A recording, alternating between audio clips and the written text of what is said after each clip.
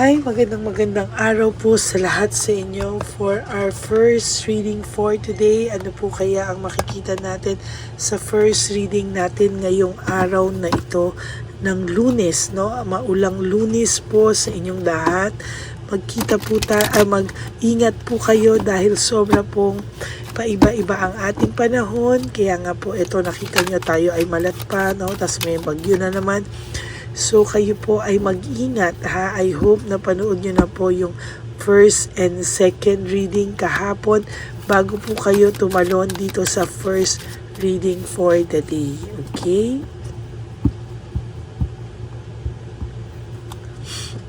Pili na po tayo ng 10. 1, 2, 3, 4, 5, 6, 7, 8, 9, and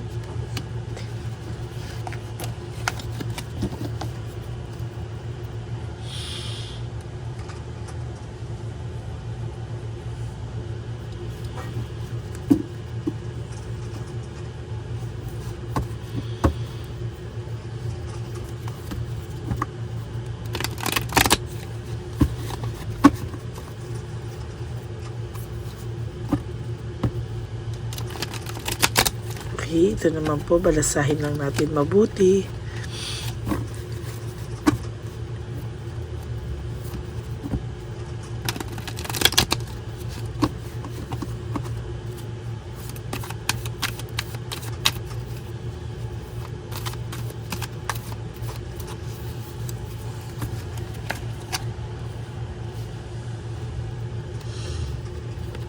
One, 2, 3, 4, 5, 6, 7, 8, 9, and 10.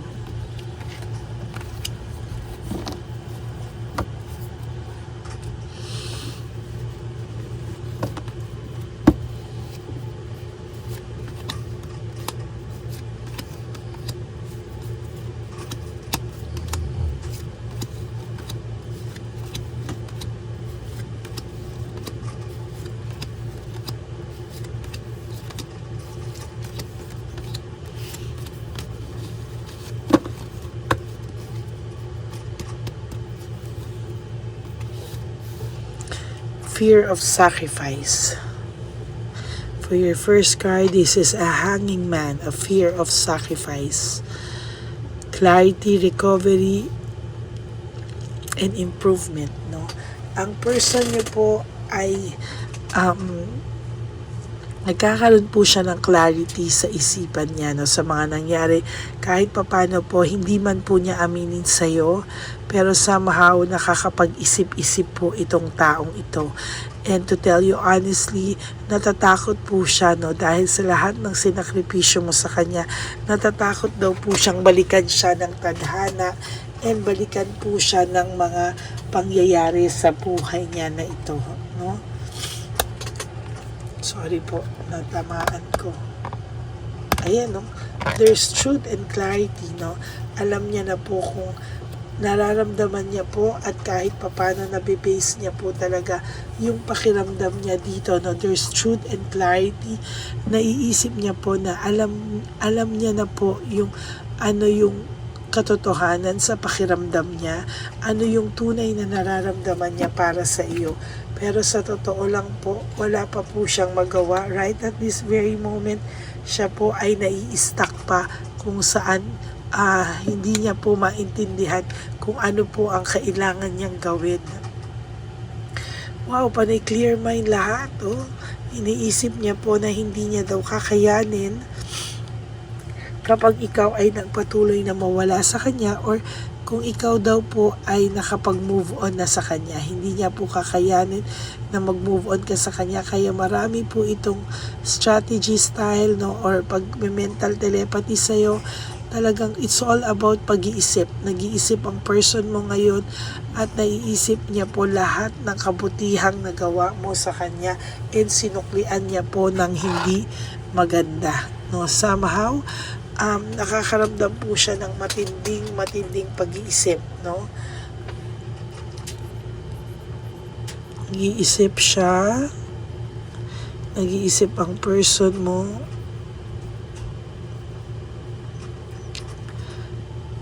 No, mali yung grammar ko, sorry po. Naiisip pala dapat, no? Naiisip ng person mo ang lahat ng kabutihan mo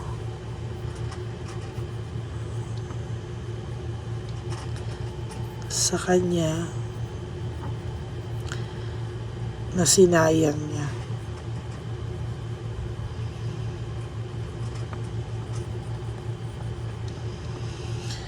Naiisip ng person mo lahat ng kabutihan mo sa kanya na sinayang niya. Actually, no? Hindi niya alam kung ano, no? Pero naiisip ng person mo ang lahat ng kabutihan mo sa kanya na sinayang niya.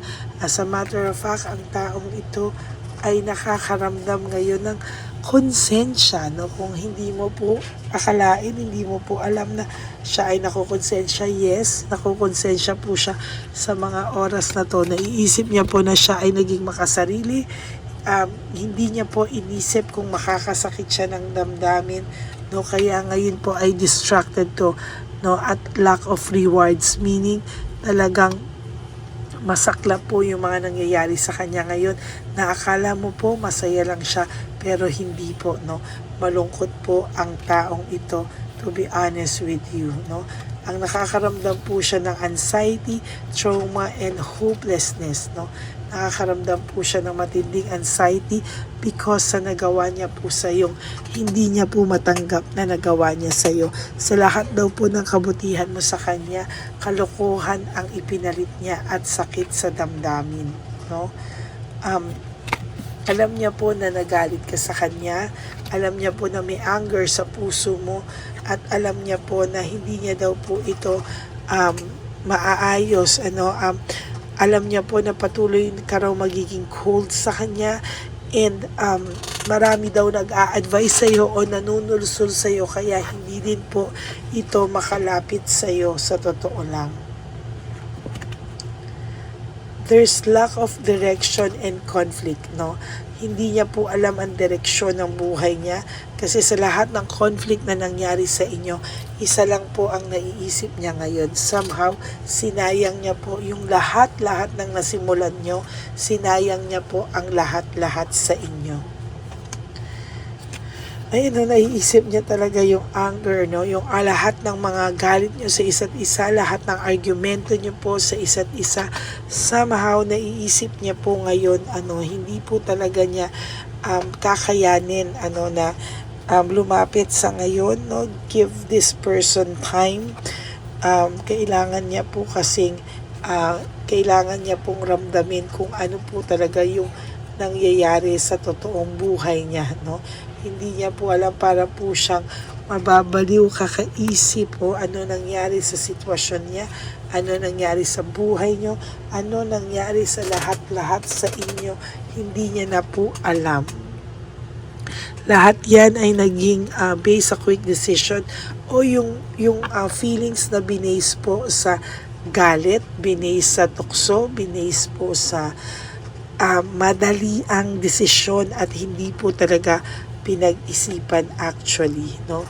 Moving ahead, nag-iisip ang taong to na maitama ito, pero sa ngayon po panay frustrations po ang natatanggap nitong person na to, at hindi niya din po alam kung ano daw po yung mga makakapagtanggal daw po ng frustrations niya sa buhay sa ngayon, no?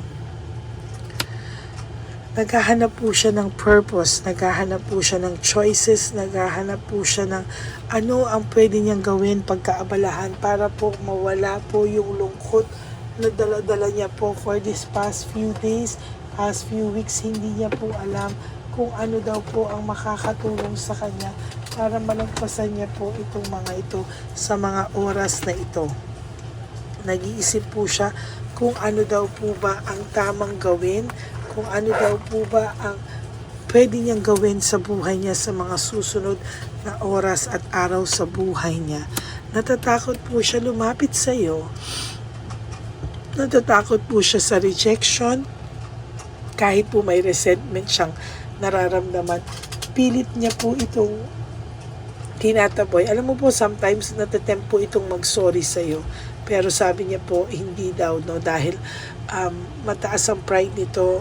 Gusto niya po mag-sorry sa iyo. May nag-urge po sa kanya na mag-sorry sa iyo. Pero hindi niya po magawa. Natatakot po siya talaga sa rejection, no?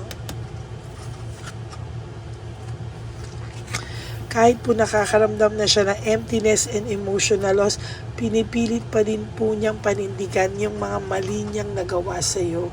Yung mga sinayang niya. Alam mo, ang dali lang naman po ng problema niya.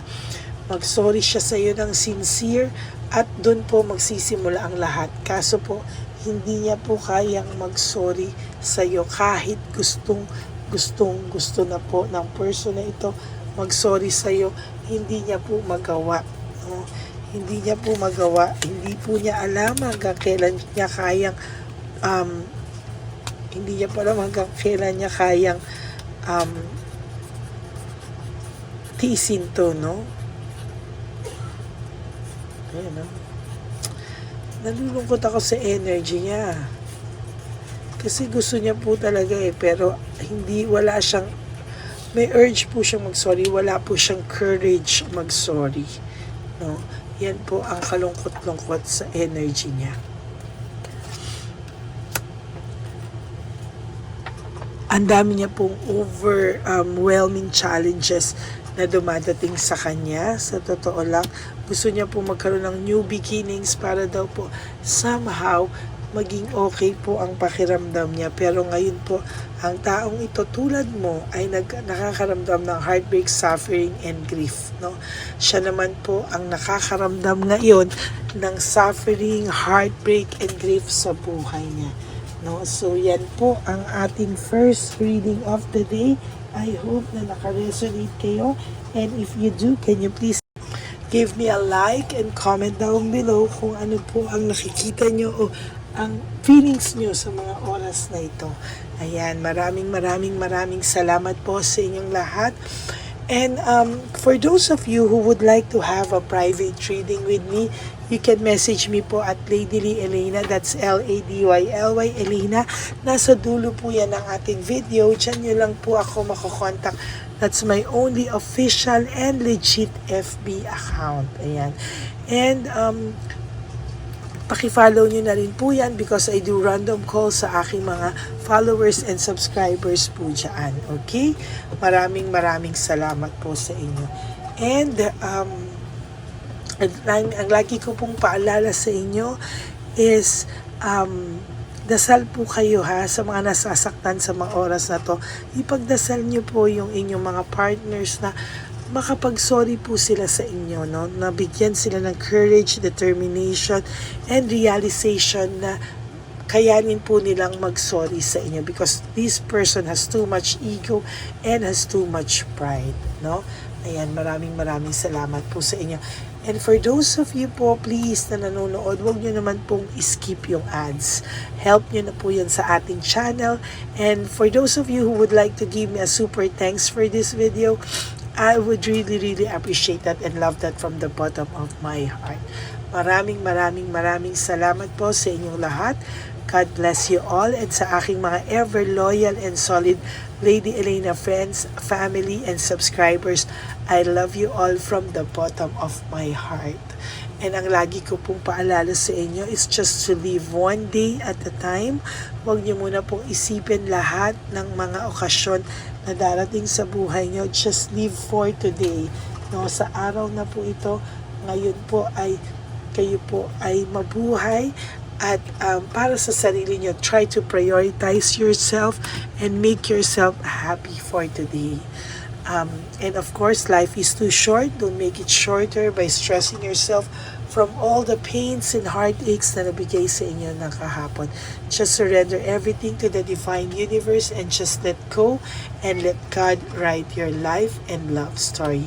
I will be back for another set of reading for our second reading of the day. I hope na maging matatag po ang bawat isa sa inyo sa araw na to. And I hope na napanood nyo na po yung first and second reading kahapon bago po kayo tumalon dito at magbigay ng bago po kayo tumalon dito at manood po para sa first reading natin ngayong araw na ito. Maraming salamat po. God bless you all. And I will be back for our second reading of the day. Thank you so much po. I love you all. And ingat po kayo sa panahon ngayon. Always check yung pupuntahan niyo po kung babahain o hindi. Maraming salamat po. God bless you all. I love you all.